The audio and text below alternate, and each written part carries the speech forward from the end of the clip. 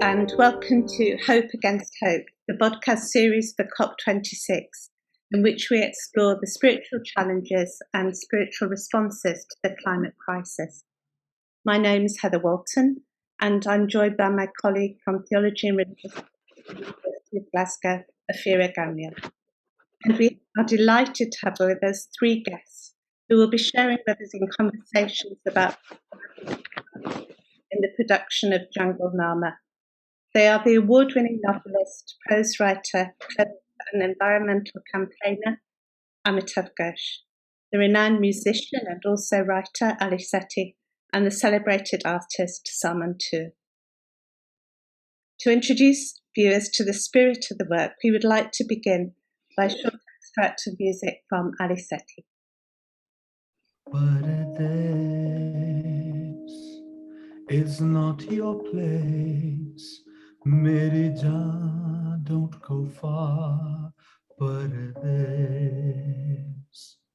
don't go far, don't go far. Paradise. Don't be an intruder, don't be an intruder. Stay away from danger, stay away from danger. In the jungle, in the jungle, you will be a stranger. Meri jaan, don't go far. Paradise, not your place, not your place. Paradise.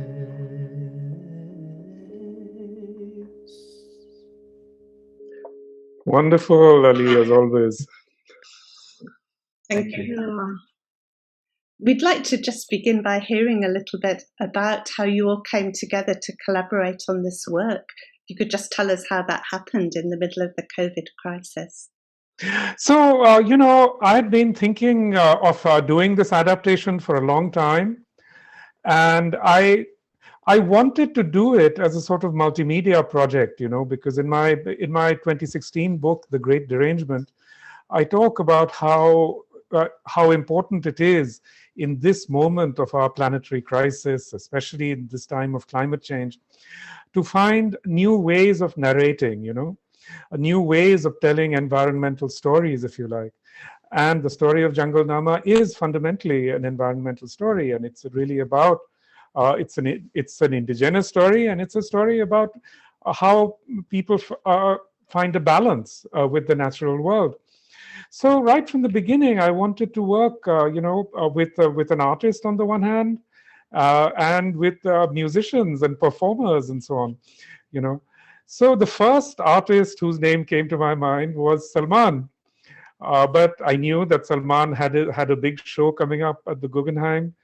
And Salman is so incredibly successful that actually, I felt a bit hesitant to ask him, because I know he has incredible demands on his time and so on. And of course, this is not a sort of grand project in that sense. So I was hesitant to ask him, but I finished, my verse adaptation in March, just as the pandemic was starting.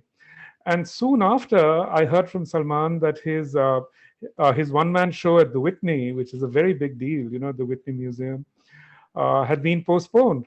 So then I finally plucked up my courage and asked him if he might be able to find the time to work with me. And to my great delight and astonishment, he said yes.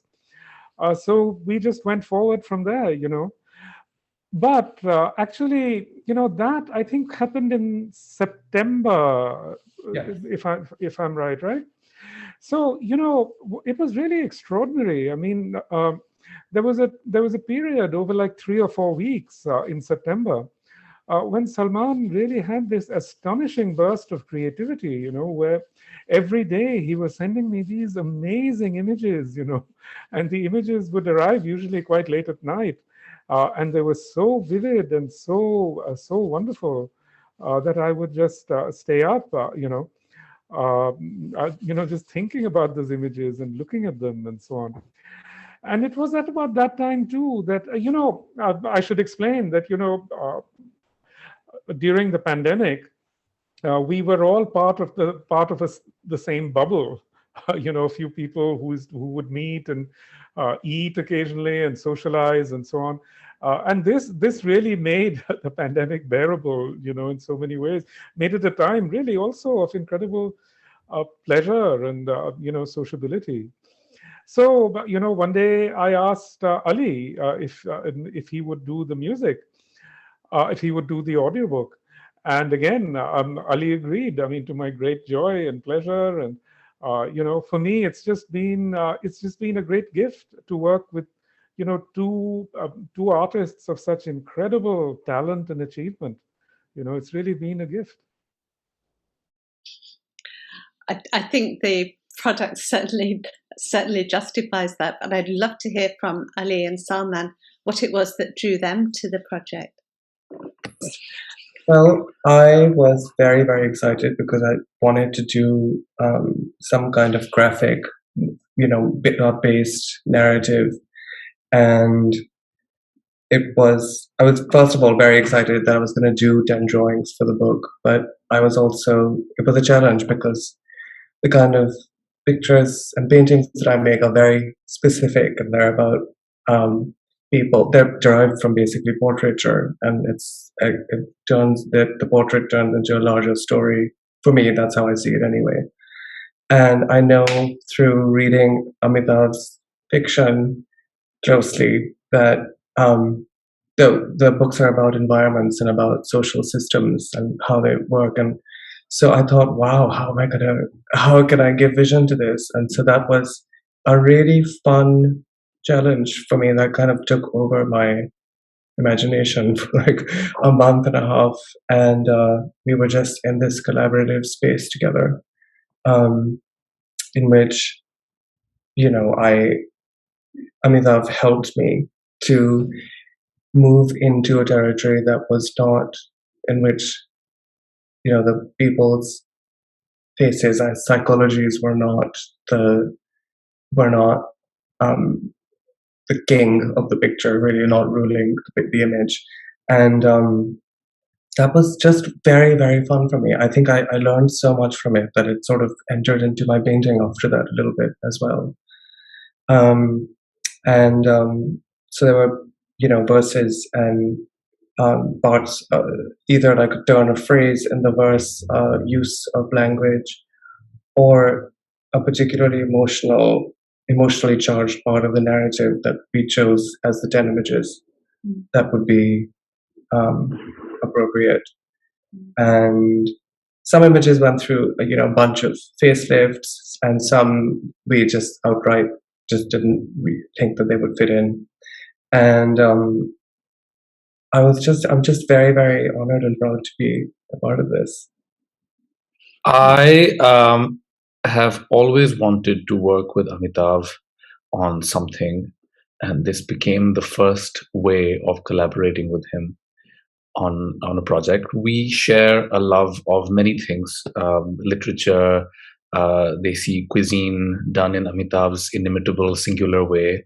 I think the thing that we really have in common is a kind of an interest in the archive, an interest in the pre-modern world, an interest in tradition, an interest in tapping into and connecting with aspects of pre-modern, pre-colonial perspectives and cultures that have a lot to contribute to our notions of modernity.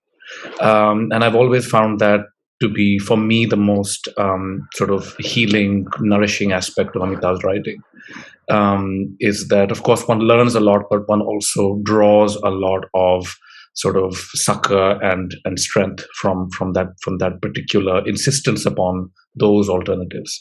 And so my interest in music is, I think, in a similar vein. I trained in raga music for 12 years with two renowned classical vocalists in Pakistan who were born in India before the partition. And really, it's a sort of tradition that embodies a very very multicultural, very syncretic, very fluid in the most sort of miraculous sorts of ways, sensibility that I think actually offers a kind of corrective to the national project that has been pursued in India and Pakistan and in South Asia generally, and now we're seeing everywhere in the world. So this, I think, working on Jungle Nama, and Jungle Nama, of course, is based on an epic, on a poem, which is also syncretic, which also mixes Hindu and Muslim, I like to say the folk and the woke sort of perspectives. Really, and is, unlike, say, Kipling's The Jungle Book, is really like a kind of the people's perspective, on ecology. I wondered if bringing raga music and the sort of the strategies of raga music to performing this text in English as Amitav had rendered it would work. It was a big will it? It was a big, there was a question mark. But as soon as we sat down for our first session, I had a good feeling, because I think we found this kind of, as South Asians all often do, I think we found a kind of neither here nor there ism, which was very, very actually ideal for this. It was somewhat Broadway, somewhat Nautanki, slightly, it was certainly evoking raga sense, but not completely using raga intonation. We did use the melodic progressions of ragas and of folk tunes, and mixed Amitav's wonderful rhyming English verse with bits of Bengali, with bits of Sindhi, Indus valley alap ornamentation, with bits of sort of flamenco style guitar playing, which of course are all related to one another anyway. So I think it became for me a kind of exercise in really rehearsing and confirming the ancient syncretism of our cultures. Wonderful. Thank you so much. I wonder if you could just say a little, because many of our viewers may not be familiar with the legend, about Jungle Nama. It's clearly fascinated Amitav for a long time. It occurs in different places in his writing. Something a little bit about its genealogy, its message, what the legend's about.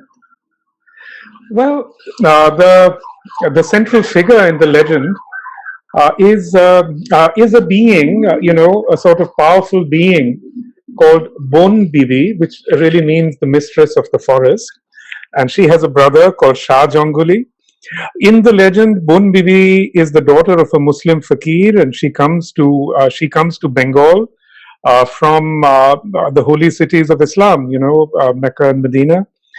She comes to Bengal, and she creates, if you like, this balance between humans and the realm of the tiger. And the realm of the tiger is ruled over by a tiger being called Dokhin Rai. So Bon Bibi sort of draws limits for both of them, for Dokhin Rai and for human beings.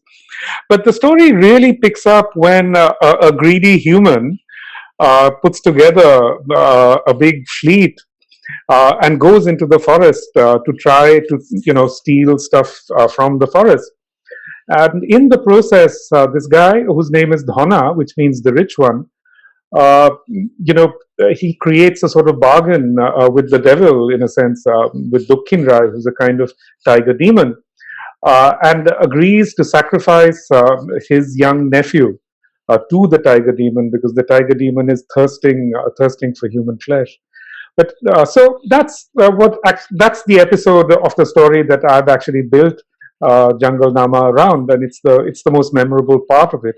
But again, as you can see, I think what is very important about the story is that it's really, exactly as Ali said, incredibly syncretic. I mean, the people who do these rituals for Bon Bibi, they're Muslims, they're Hindus, Even the language of the text is incredibly syncretic. It merges Bengali with Arabic and with Urdu. So, it was all of that was very important to us. The fact that, Ali and Salman are from a Muslim Pakistani background, that I'm from an Indian Hindu background, all of this, because especially at this time of what can we say, increasing polarization everywhere in the world, it just seems so important, to work together, you know.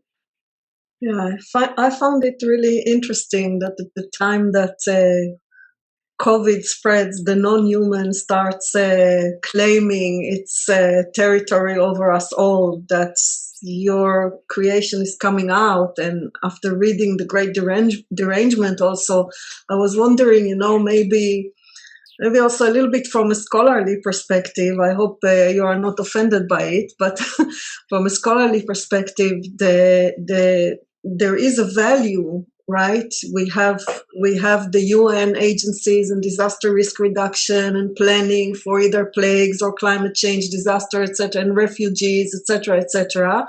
And there are all those ideas about how to deal with disasters related to governance, related to vulnerabilities of people, right? Like Dukhi is kind of what I read there is representing this. So I was wondering whether you can speak a little bit about what the messages that such traditions, and they are also performed, right? There are the honey makers. So the legend also has an economical system behind it, that it is regulating in some way. So how is this performativity of aspects of the legend and the messages that it delivers to the communities where it is circulating, how all those, come together with what we experience as this disaster unfolding before of our eyes? Maybe the three of you together can tell us something about it. Well, maybe I'll go first, simply because I know how this legend circulates in the Sundarban. So this legend is from the Sundarban, this vast mangrove forest, which is sprawls over the Indian state of West Bengal and over Bangladesh. This is this. I'm calling this a legend, but it's really more like a charter of life. So for example, the indigenous peoples of this area, when they go into the forest, they are incredibly careful never to leave anything behind in the forest. There's this whole idea that if you leave anything of yourself behind, including like bodily exudations or whatever, that the tiger will come for you. Similarly, there's a very strong belief that you cannot go into the forest except out of absolute need. If you go into the forest out of greed, then the tiger will come for you. So, in some very basic sense, the message of the legend is that human beings have to constrain their desires. And this is that is a message that is. You can find it in the literatures of all indigenous peoples around the world, but it's a message that you don't often encounter in English. Yeah, and also just, I guess, reading it and becoming like illustrating a story like that, working from inside a culture that is like the king consumer culture, that was just a kind of a very, not only ironic, but also just insightful, because I think all of us travel a lot. I spend some of my time in Pakistan every year. And there is an energy which is kind of solidified in some of the characters in the book, which is that nothing is ever enough, and that you can feel that energy kind of leaving you when you get out of these like capitals, that the book was kind of. That became a zone for me that I often experience when I go home or outside of New York City. or the US, which was a great blessing to work to create work out of, because it's very calming energy. Time is so valuable and it passes by so quickly over here, and it's just this kind of story in English is just so valuable, coming out of South Asia too, and also the kind of the thematically almost colonial theme of plunder in the book is just so familiar to us, and it's just magical to live in an English-speaking city and country, and to be working there, to have some success there, and to kind of go into this zone where we're also looking at where a lot of that success came from. A lot of those resources originally kind of were gathered and drawn from, and so anyway, that makes this book pretty incredible. Yeah. And the images and the music and the performance, just I felt transported into a different world. When I was responding to it, I felt that you were bringing me into that place in almost a ritual way. Thank you. I can share some images now quickly if you like. Yes. So, I just wanted to go for a direct way of doing this, which for me, and these are rougher images, there's some sort of pencil marks and things on them because I thought I would do them manually at first. I wanted to have like original copies of these, but then we wanted many changes, and I was working in India Ink, so I was like, maybe I should invest in an iPad, and I had to warm myself to that idea, and then eventually it became a lot easier to work on, and it's a kind of image of to me, I just wanted to create a heap and stack of these things that are oozy and have like these kind of greedy puddles and of I thought like honey or like oil consistency, and like little clouds and vortexes of like flying bees and things. And this is an inviting and threatening image of created by Dukhe's mother when she's sort of warning him to not go into the forest because there are predators that enter the mind that you can't even see. And we're trying to kind of envision that in a sort of spooky way. There are some sort of images of, I wanted them to be dramatic, but without kind of pointing too deeply at the personalities that were and the faces that were involved in this, to like leave the images a little bit open and to work with the text and not kind of totally overpower it with like just very particular kinds of people and very particular kind of dress. And this is an image of Dhona's fleet when he's ready to go to plunder to get resources from the forest.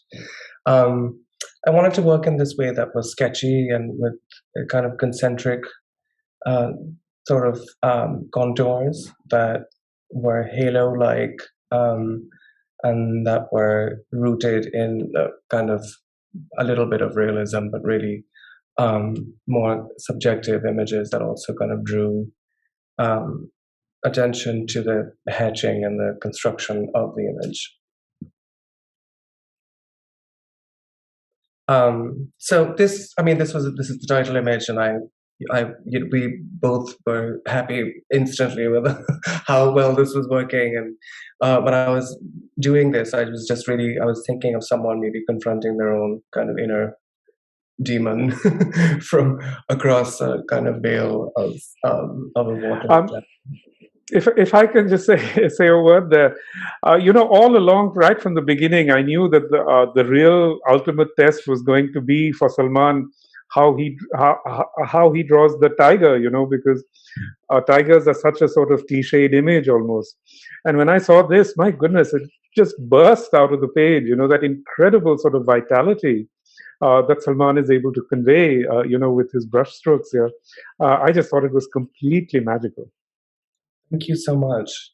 The kind of the idea of the, I think the flames and the stripes are mentioned in the book as like as an image or a motif, and I wanted to kind of draw also on like just from images in particularly you see in miniature paintings that kind of mention the prophet in any way. Usually there's a fire where the face should be, and it's a very beautiful image of a veil kind of turning him into an everyman, but also a very special person.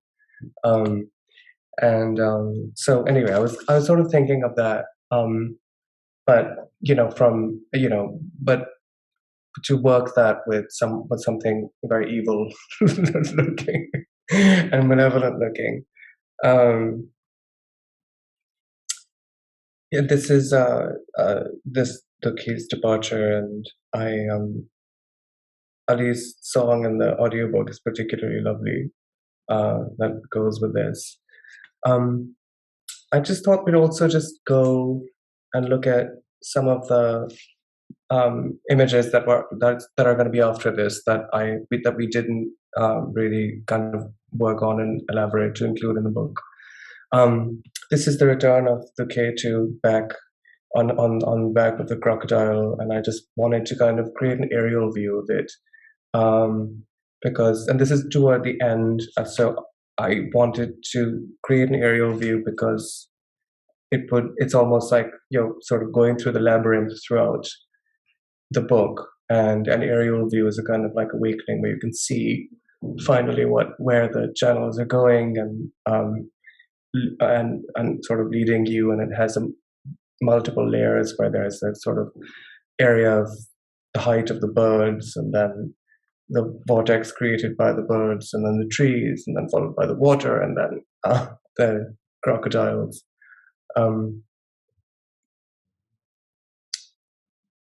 But just overall, I just wanted like an aesthetic that was dark and full of just like silhouettes, because nature is so different from the way that European landscape painting envisions it outside of Europe, and it's not always friendly, and it can be very beautiful, of course, but it's very different. And so I wanted to have that view of nature. Although, of course, I haven't been to this forest, to the Sundarban. But you have been in a mangrove forest, remember? I have been in a mangrove forest. And I do have some knowledge of just, going through the landscape in Punjab. Sure, it's a far cry, but it's still in the region. And so I wanted to draw from that. These are sort of just some practice shots. This particular image didn't make it, but we just wanted to have like a little a view from within the kind of boat that Amitav sent me a few images of. So like that I looked at. So it would be like if you're looking at the point of the boat from within it. And then I was just kind of thinking of ropes and tiger stripes and weird things like that. That's all. I do think Salman has a kind of compositional genius, I mean, the way that he's able to sort of group the figures together, it's just astonishing to me. Thank you so much. I was really impressed by the way you give impressions to the characters via the hands that they start. I love that. Yeah, thank you. That's a lesson I learned from Western painting by looking at a lot of it. There is a particular, I think, knack that from the Renaissance onward, and also in the ancient world in the West, there's a knack for body language and in the sculpture and picture making, which is really wonderful to learn from. And it was a very necessary thing in this particular project, because Salman is a wonderful portraitist, but because we are dealing with figures who are sort of sacred, to the people there, we had to be careful not to be too representational, you know. So, and that was the thing. That's why so many of the shots are from the back, where all the expression is in the hands and in the attitudes, Right. I just want to, that's a beautiful thing that you've said. And I think that it applies also to the larger project, which is to be comfortable with not conquering or not controlling or not, needing to sort of take over the space that is not yours to claim. I think that is in a sort of territorial sense, yes, but also in terms of leaving room, leaving margin for otherness, for others, for non-humans, for people of other cultures and other sensibilities. And I think the text and the performance really and the images have come together to embody that spirit. I wonder what sort of people in the Western metropolis today who are obsessed with representation will make of something like this, which has, I would say, a more shared idea of representation, not an individual idea of representation, but a shared community-based sort of folk idea of representation, I want to say, where you can be one and many things at the same time without having to sort of draw these sharp lines between identities. So in that sense, also, I think this text has a lot to teach us, which is that you can do dialogue across difference through these multimedia works. I would this what Ali is saying is absolutely right.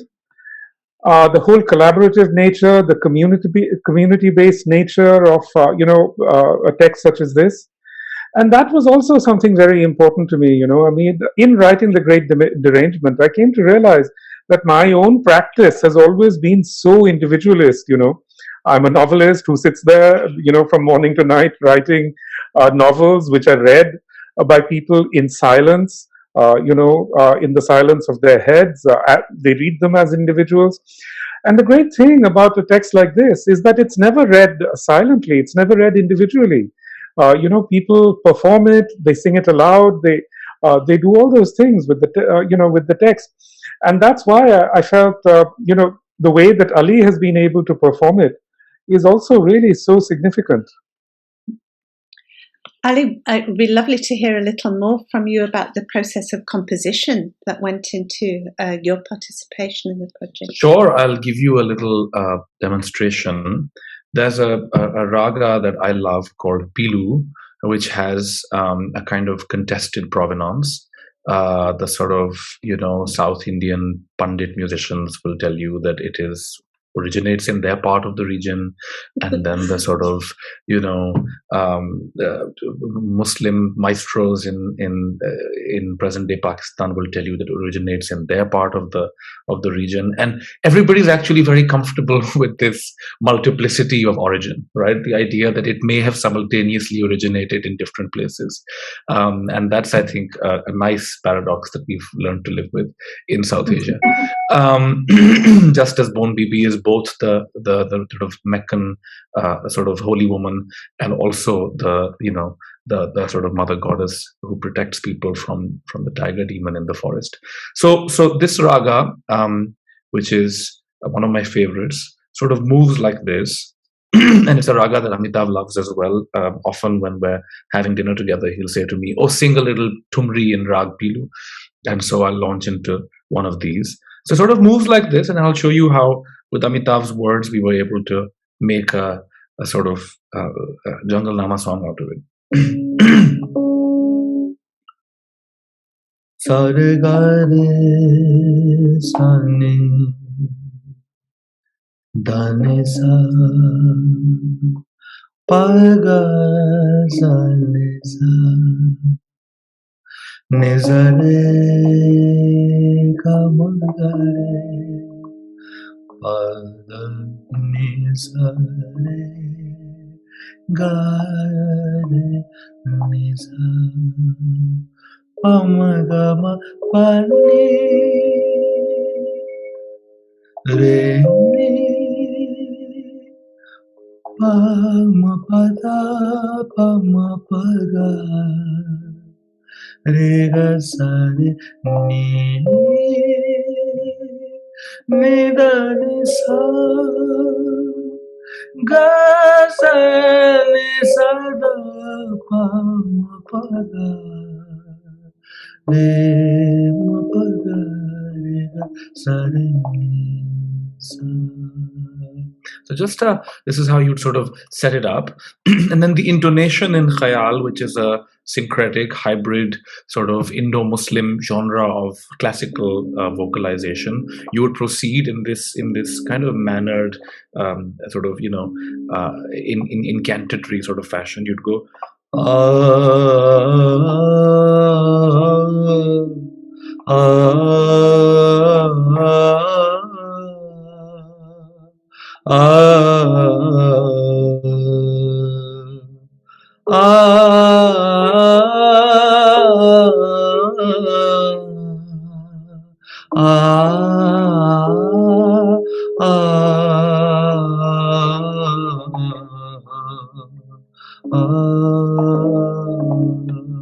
and what did we do with it?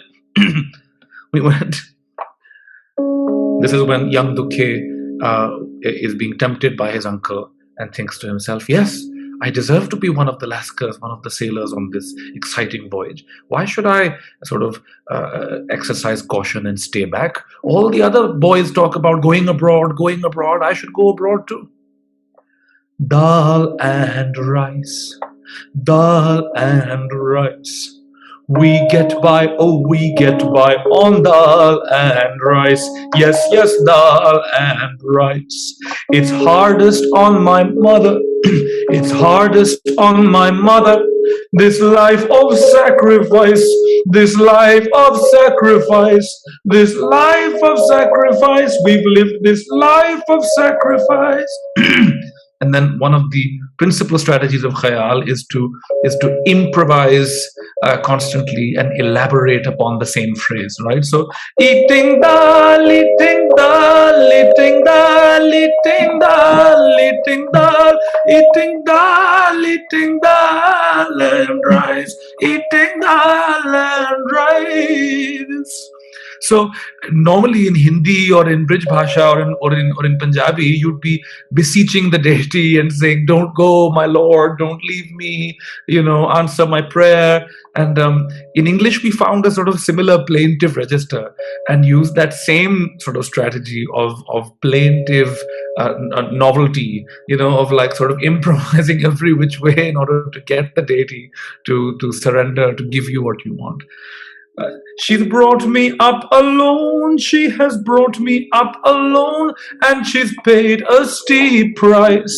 Brought me up alone, she has brought me up alone, she has brought me up alone, and she's paid a steep price for this life of sacrifice. We get by, oh, we get by on the land rice.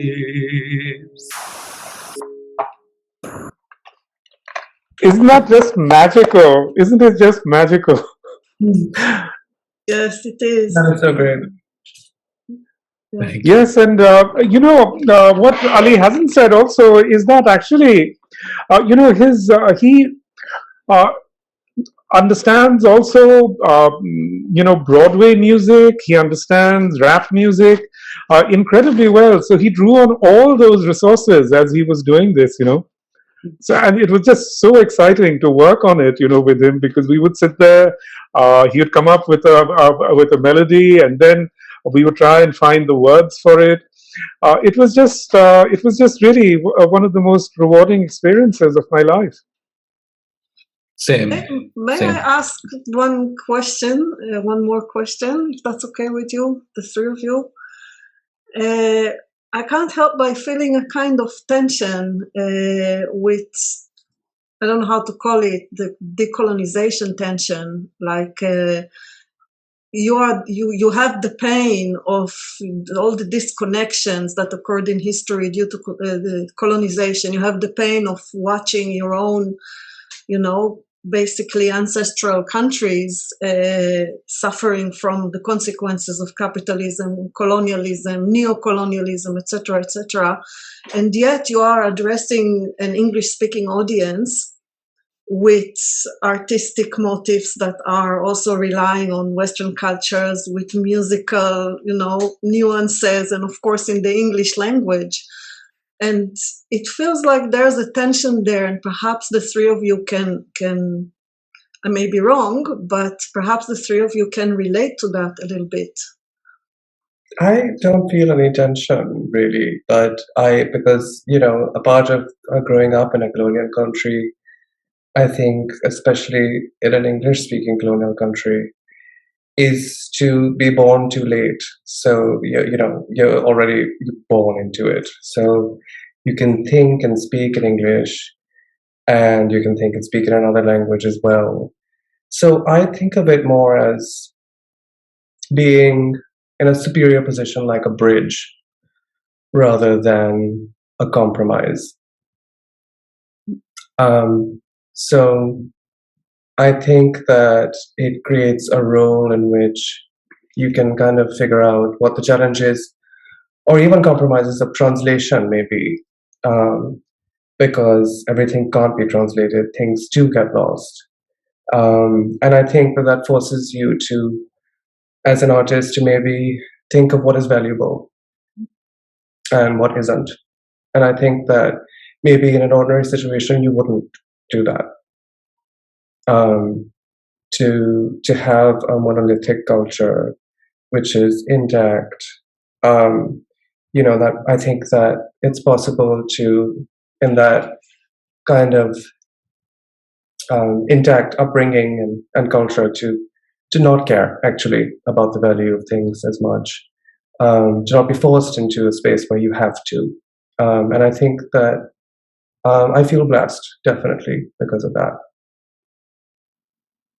I also feel that, I'm a Pakistani, now American musician who is not, who has many followers in India, but cannot work in India, cannot perform in India, cannot even visit India because of the sort of regime of refusal, as it were, that defines both present day India and Pakistan. The state, has become more and more monolithically defined, more and more exclusionary in either country. There is a kind of narrowing of silos of identity for people, and anybody who doesn't fit the bill is made to is excluded at the best of times, and is subject to all sorts of tyrannies otherwise. And I think this applies sort of inside the national project as well. I think that for people who are tribal, who are rural, who are the keepers of folk cultures and folk traditions as well, we see this not just with musicians, we see this with people who practice pre-colonial crafts.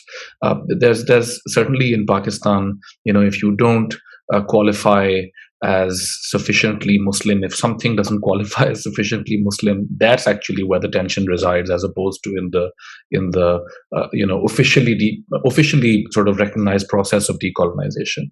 It's more in the kind of now who belongs inside the nation as we define it and who does not.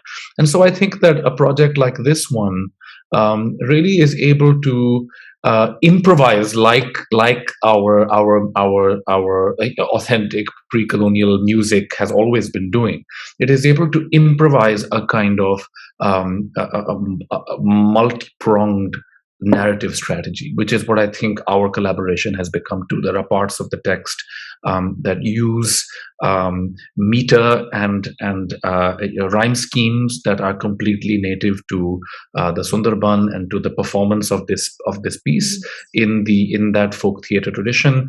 I'm certainly drawing on, as I showed you, on melodic and percussive strategies that are not English, as it were, which I think also can be jarring for people who are expecting either English or Hindi music and find a kind of, as like Salman Salman said, a bridge kind of music instead. And I think that also just the sort of the three-tiered, the visual, the language, the melody, that combine is also kind of quintessentially Desi, as we like to say, when we want to avoid terms like South Asia, India, Pakistan, Indo, Muslim. We say Desi from the word Des, which in Sanskrit means homeland, and it's a sort of warm idea of homeland that encompasses everybody who wishes to belong. So I think that was the spirit of our sort of collaboration, and I think we did end up, like Salman said earlier on, the from start to finish, the tone as well as the message that is being enacted, the moral of the story is so, in some ways, contrarian if you look at it from a kind of contemporary Western, perspective. How many fairy tales do we do kids in modern day America or Europe or England get to see in movie theaters, which teach them that actually wanting less can be also a way of healing and overcoming pain, and of coming together and of feeling at one with the world and feeling whole. This is certainly the first time I'm seeing it. It's not obsessed with the desires of the individual. It is actually about the kind of holistic sort of, and I think we kind of are in decolonizing the fairy tale, as it were. I will go that far, and I really hope that this becomes, a sort of movie or something, so little kids will see it and be able to imbibe this in the same way that they imbibe lessons from Disney origin stories about, like, how the evil witch was wounded and then became good, or like how somebody who's evil later was actually good earlier on. Well, the earth is also wounded and is also a character. It is also someone we should think about. That's my piece.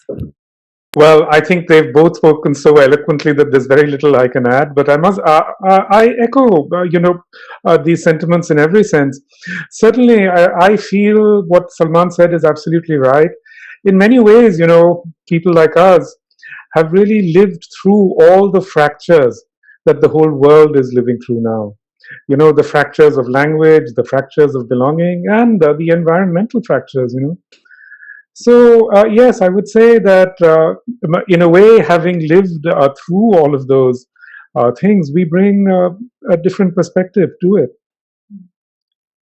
Thank you so much, and thank you for all you've shared with us. I hear what you're saying is a deeply spiritual message that really resonates with the concerns that we've been trying to explore in our series.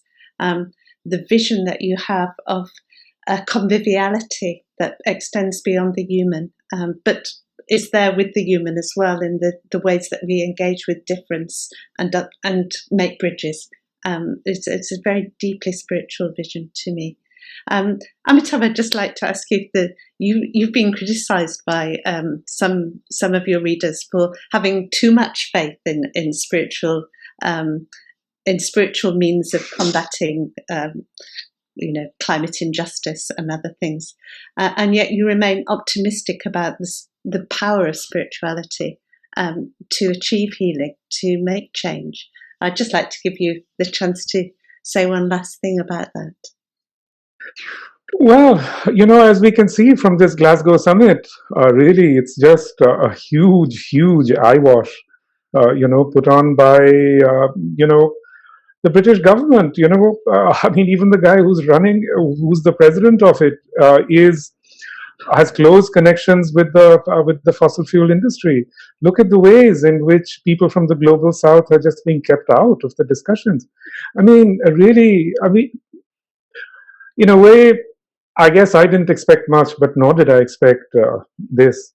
So relying on technocracy hasn't brought us very far, And at this point, I find that I take hope from the belief that many indigenous peoples have, which is that there are other beings amongst us who may who may come to our rescue. Inshallah. Thank you so Well, much. thank you very much. Thank you very much for doing Thank this. you. It's a great pleasure. Thank Thank you. you. Thank Goodbye. you. Take care. Take Bye. care. Take care. Bye-bye. Goodbye.